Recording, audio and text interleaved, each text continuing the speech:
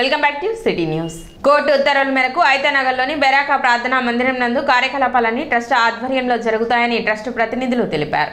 గతంలో సొసైటీ కింద చర్చి ఉండేదని, అది రద్దయి 2004 సంవత్సరం నుండి చర్చి ట్రస్ట్ పరిధిలోనే ఉందని, 2015లో కొంతమంది సొసైటీ ఉందని నకిలీ బాండ్ని సృష్టించి కోర్టులో పిటిషన్ వేయడం జరిగిందని, కోర్టు కూడా సొసైటీ లేదని తీర్పు వెల్లడించిందని ట్రస్ట్ సభ్యులు తెలిపారు.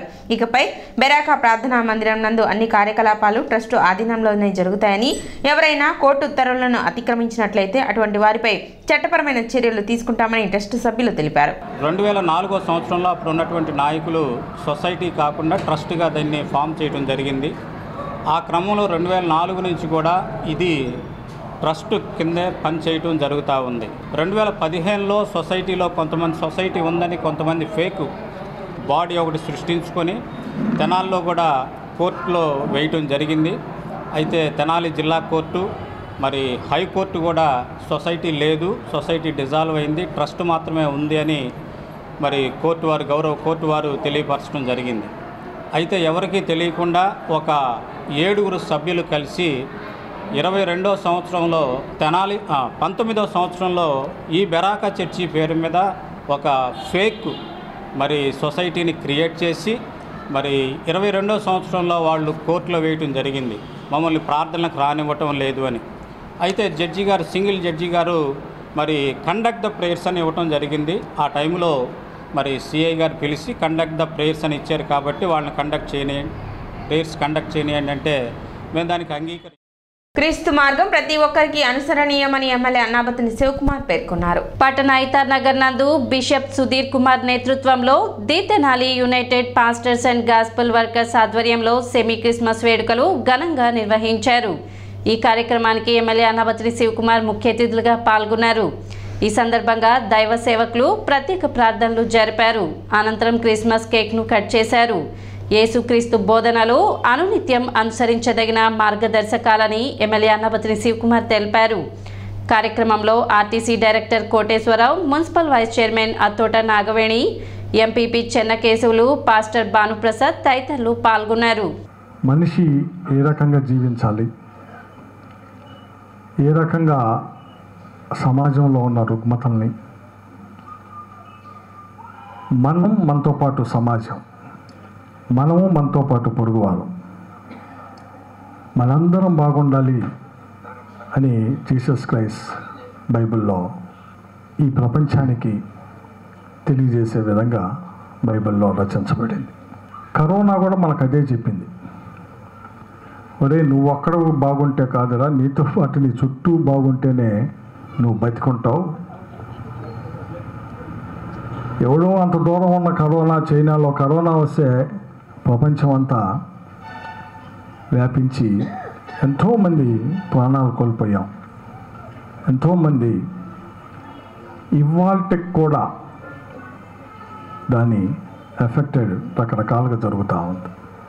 అంటే కొన్ని లక్షల మంది చనిపోవటానికి కరోనా డిసీజ్ ఒక కారణమైంది.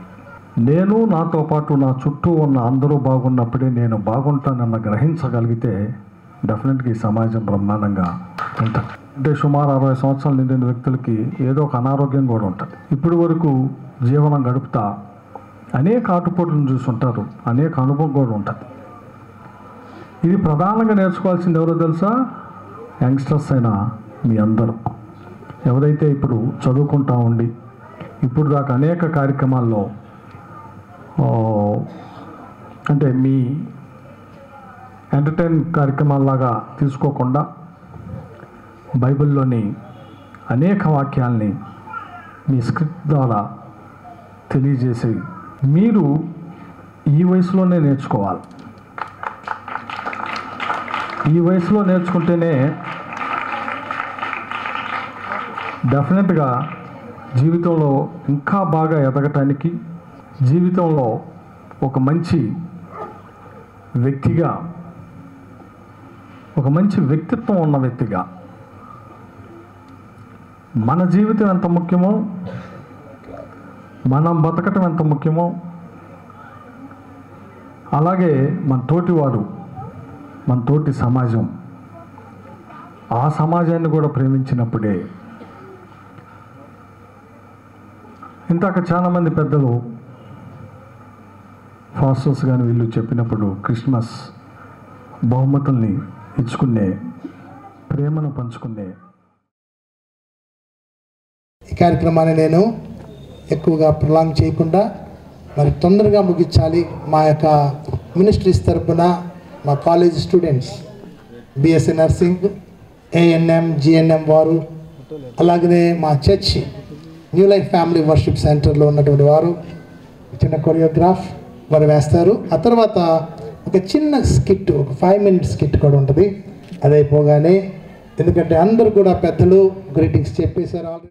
పట్టణ 26వ వార్డులో మాజీ మంత్రి ఆలపాటి రాజేంద్ర ప్రసాద్ బాబు ష్యూరిటీ భవిష్యత్తు గ్యారంటీ కార్యక్రమం నిర్వహించారు. పార్టీ శ్రేణులతో కలిసి ఇంటింటికి తిరుగుతూ టీడీపీ అధినేత చంద్రబాబు నాయుడు ప్రవేశపెట్టిన మేనిఫెస్టోను ప్రజలకు వివరించారు. ఈ సందర్భంగా ఆయన మాట్లాడుతూ రోడ్లు అధ్వానంగా ఉన్న వైసీపీ ప్రభుత్వానికి పట్టదాని ప్రశ్నించారు.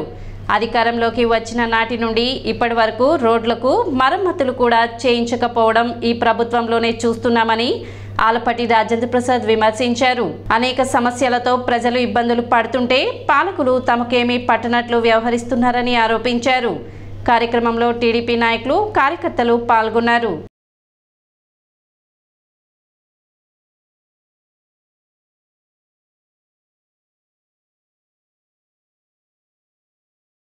ఎక్కడికక్కడ యాక్సిడెంట్లు అవుతూ ఉన్నా కూడా రోడ్లను మాత్రం కనీసం పట్టించుకున్నటువంటి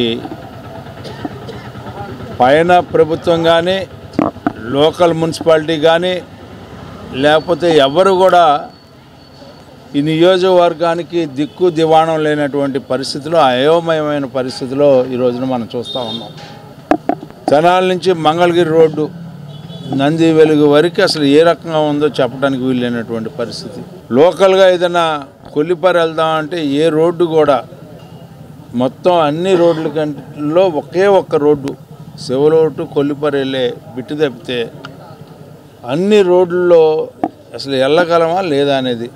ఎవరైనా బాలింతరాలు గర్భిణీగా ఉన్న ఆమె అటు వెళ్తూ ఉంటే చక్కగా ప్రసవం అయ్యేలాగా ఉంది. బాలింతరాలకైతే ఏదైనా ఆపరేషన్ చేయించుకుంటే మళ్ళీ కుట్లు ఊడిపోయి మళ్ళీ కుట్లు వేయించుకునే పరిస్థితి ఉంది. రూరల్ మండలంలో కూడా అదే పరిస్థితి, పట్టణంలో అదే పరిస్థితి. మరి ఏమి పాలన, ఎలాంటి పాలన, ఇలాంటి పాలన మనం ఎప్పుడైనా గతంలో చూసామా ఏ ప్రభుత్వంలో అయినా అనేది కూడా నాకు ఒక పెద్ద ప్రశ్న. 2 రోడ్లు మనం పట్టణంలో చూసాం. ఒకటి సత్యనారాయణ గారి సమాధికి, లోకనాథానికి ఇంటికి. ఈ తప్పితే నాకు ఎక్కడ కనపడలా. పట్టణంలో పర్మిషన్లు ఉన్నాయో లేవో తెలియదు కానీ హోర్డింగ్లు, రోడ్లు మాత్రం లేవు. కానీ ఈ మధ్య రోడ్ సైడ్ మాత్రం బొమ్మలు పెడతానికి దిమ్మెలు కట్టారు. ఎందుకు కట్టారు, దేనికి కడుతున్నారో తెలియదు. కానీ అదేమంటే ఈ పట్టణం యొక్క చరిత్ర, సుందరీకరణ రకరకాలుగా మాట్లాడుతూ ఉన్నారు. కనీస వసతులు కల్పించలేనటువంటి ఈ ప్రభుత్వం, కనీస వసతులు కల్పించేదానికి ఎక్కడ కూడా తాపత్రయం కూడా కనపడినటువంటి ఈ ప్రభుత్వం ఏదో చేస్తామంటే ప్రజల్ని మోసగించడం తప్పితే ఇంకేదైనా ఉందా అని చెప్పి నేను అడుగుతా ఉన్నా.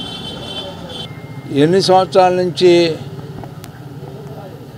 మరి మనం చూస్తూ ఉన్నాం. అబ్బాయి స్కూలు, గర్ల్స్ స్కూలు ఇంతవరకు మరామతులు పూర్తి కాల. కాంట్రాక్టర్ అవినీతి. ఏ స్కూల్స్ చూసినా కూడా ఈ రోజున నాడు నేడు పేరుతో జేబులు నింపుకునే కార్యక్రమం తప్పితే పిల్లల్ని అడ్డం పెట్టుకొని కూడా, పేదవాడిని అడ్డం పెట్టుకొని దోచుకోవడం ఒక ఒత్తి అయితే, పిల్లల్ని అడ్డం పెట్టుకోవడం కూడా దోచుకునే కార్యక్రమం ఈ రోజున మనం ఈ నాడు నేడు కార్యక్రమంలో మనం చూస్తున్నటువంటి. నిరుద్యోగులకు రాష్ట్ర ప్రభుత్వం ఉద్యోగాలు కల్పించాలని డిమాండ్ చేస్తూ తెలుగుదేశం పార్టీ ఆధ్వర్యంలో ధర్నా నిర్వహించారు. కలెక్టర్ కార్యాలయంలోకి వెళ్లేందుకు యత్నించిన టీడీపీ నాయకులను అడ్డుకోవడంతో స్వల్ప తోపులాట చోటు చేసుకుంది. టీడీపీ తెలుగు యువత నాయకులు జిల్లా కలెక్టర్ కార్యాలయం వద్ద ధర్నా చేసి నిరసన తెలిపారు. జాబ్ క్యాలెండర్ పేరుతో రాష్ట్ర ముఖ్యమంత్రి యువతను మోసం చేశారన్నారు. చంద్రబాబు ముఖ్యమంత్రిగా ఉన్న సమయంలో 20 లక్షల ఉద్యోగాలను కల్పించారని, జగన్ అధికారంలోకి వత మటన్, మద్యం దుకాణాల్లో పనిస్తున్నారన్నారు. రాష్ట్రానికి పెద్ద సాఫ్ట్వేర్ కంపెనీను చంద్రబాబు తీసుకొచ్చి సామాన్య డిగ్రీలు చేసిన యువతకు కూడా ఉద్యోగ అవకాశాలు కల్పించారన్నారు.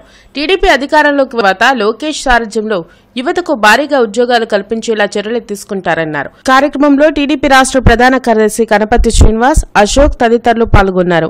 చంద్రబాబు నాయుడు గారి హయాంలో 2014-19లో ఏపీపీఎస్సీ 1.5 లక్షల ఉద్యోగాలను భర్తీ చేసింది. ఈ విషయం మీద వైకాపా నాయకులతో బహిరంగ చర్చకు తాను సిద్ధంగా ఉన్నానని సవాల్ చేస్తా ఉన్నా.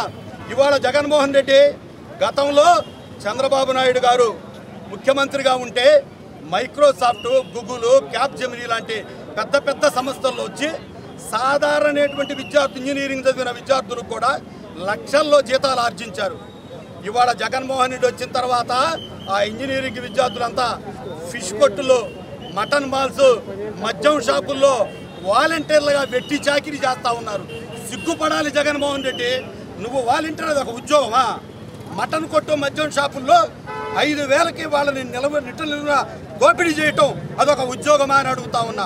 అధికారం ఎక్కినప్పుడు కేంద్రం మెడలు ఉంచి ప్రత్యేక హోదా తీసుకొస్తా, ప్రత్యేక ప్యాకేజ్ తీసుకొస్తా అని మోసం చేసి ఈరోజు యువతని తన బానిస కట్టుగా 5,000 రూపాయలు ఇచ్చి వాలంటీర్ ఉద్యోగం చేసుకుంటున్నాడు. జగన్మోహన్ రెడ్డి, నువ్వు 5,000 ఇచ్చే ఉద్యోగం దేనికి సరిపోవు. నేను అంటున్నా, ఆ రోజు ఏది ప్రత్యేక హోదా, ఏది మెడలు ఉంచావు, ఏది చేపలు అమ్ముకోవాలా మేము 5,000 ఇచ్చి? వాలంటీర్ నీకు బానిస బతుకులాగా మేము బతకాలా? నేను జగన్మోహన్ రెడ్డికి ఒకటే అడుగుతున్నా, చంద్రబాబు గారు ఉన్నప్పుడు ఎన్ని వేల సంవత్సరాలు ఉద్యోగాలు వచ్చినాయో చూడాలా. మీరు వచ్చిన తర్వాత ఏ ఉద్యోగం వచ్చింది? మీరు వచ్చిన తర్వాత ఉద్యోగాలు ఎవరికి రాలేదు. గంజాయి, హెరాయిన్, డ్రగ్స్ అలాంటి మానక ద్రవ్యాలు ఈ ఆంధ్రప్రదేశ్లో మీద తెచ్చి దాని మీద వచ్చే డబ్బులు సంపాదించుకొని రేపు ఎలక్షన్ మీరు వెళ్తున్నారు. ఖాళీగా ఉన్న ప్రభుత్వ ఉద్యోగాలను భర్తీ చేయాలని డిమాండ్ చేస్తూ ఏఐవైఎఫ్ నిరసన ప్రదర్శన చేపట్టింది. కొత్తపేట బోస్బొమ్మ సెంటర్ వద్ద ఏఐవైఎఫ్ ఆధ్వర్యంలో ధర్నా చేసి నిరసన వ్యక్తం చేశారు. కొత్తపేటలో జరిగిన నిరసన కార్యక్రమంలో ఏఐవైఎఫ్ నాయకులు మాట్లాడుతూ గ్రూప్ 2 ఉద్యోగాల నోటిఫికేషన్లో వయోపరిమితి 42 సంవత్సరాల నుండి 45 సంవత్సరాలకు పెంచాలని డిమాండ్ చేశారు. ప్రభుత్వ ఉద్యోగాల భర్తీ కోసం ప్రభుత్వం జాబ్ క్యాలెండర్ను విడుదల చేయాలన్నారు. మెగా డిఎస్సీని విడుదల చేయడంతో పాటు ఖాళీగా ఉన్న 2,30,000 ఉద్యోగాలను భర్తీ చేయాలన్నారు. గత 5 సంవత్సరాల నుండి ప్రభుత్వ ఉద్యోగాలకు నోటిఫికేషన్ విడుదల చేయకపోవడం వల్ల 5 లక్షల మందికి పైగా అభ్యర్థులు నోటిఫికేషన్ల కోసం ఎదురు చూస్తున్నారని తెలిపారు.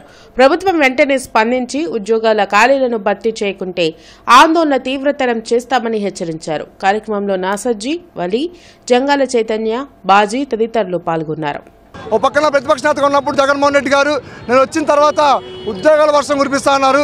కానీ ఈరోజు రాష్ట్రంలో స్విగ్గీ, జొమాటో, ర్యాపిడో చేసిన విద్యార్థుల్ని వాళ్ళని అడిగి, అయ్యా మీరేం చదువుకున్నారంటే మేము పీజీలు, డిగ్రీలు చేసామని చెప్తా ఉన్నారు. నిజంగా మీరు ఉద్యోగాలు కల్పిస్తే ఈరోజు స్విగ్గీ, జొమాటో ఎందుకు పనిచేస్తామని చెప్పిన నిరుద్యోగులు మేము ప్రశ్నిస్తూ ఉన్నాం. ఈరోజు మేము అడుగుతూ ఉన్నాం, ప్రభుత్వ ఉద్యోగాలు మిమ్మల్ని ఎవరు పెంచమన్నారయ్యా? 2 సంవత్సరాలు ఎవరు పెంచమన్నారు? ఈరోజు కనీసం ఒక్క రోడ్డు మీద కొంచెం నిరసన చేయలేదు, ఏ ప్రభుత్వం అడగలేదు.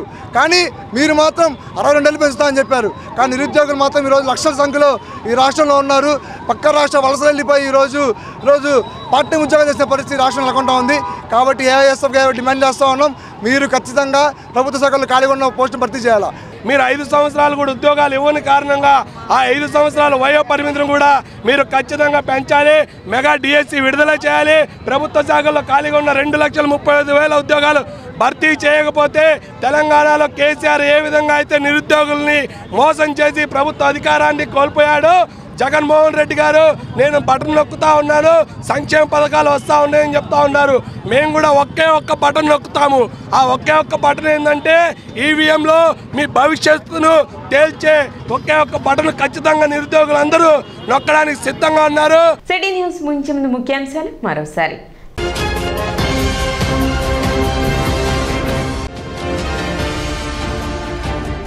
కొనసాగుతున్న అంగన్వాడీల నిరవధిక సమ్మె, సంఘీభావం తెలిపిన రాజకీయ పార్టీలు.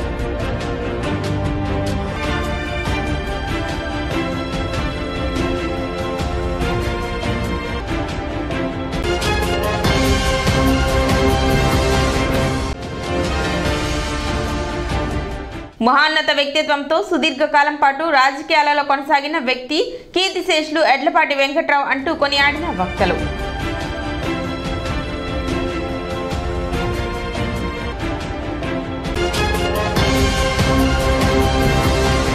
సిటీ న్యూస్ ఇంతటితో సమాప్తం. నమస్కారం.